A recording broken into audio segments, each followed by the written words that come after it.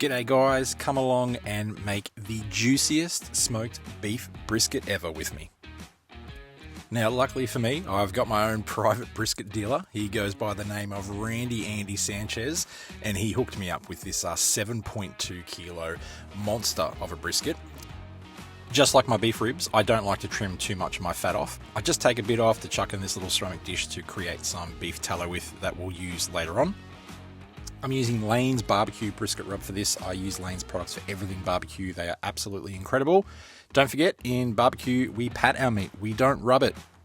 I'm using a mixed Kirkland blend of pellets for this cook, and I'm going to make sure I top that hopper up as much as I possibly can.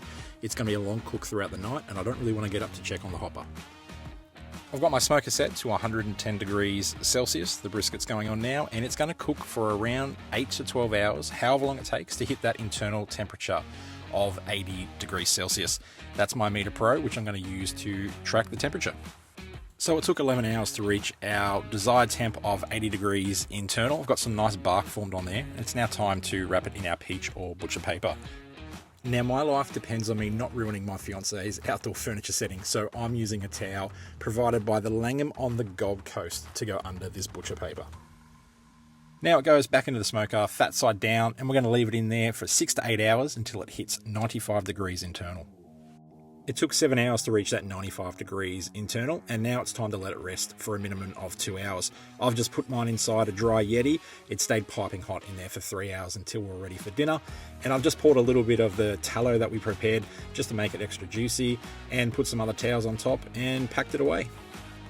The big moment of truth, an 18-hour cook followed by a 3-hour rest, and I was super nervous on this one. It's the first time I have cooked a brisket for my brisket dealer, Randy Andy Sanchez. He's the guy who actually got me into barbecue, and I needed this to be perfect. Thankfully, it came out really good, and I got the 2 thumbs up of approval from him.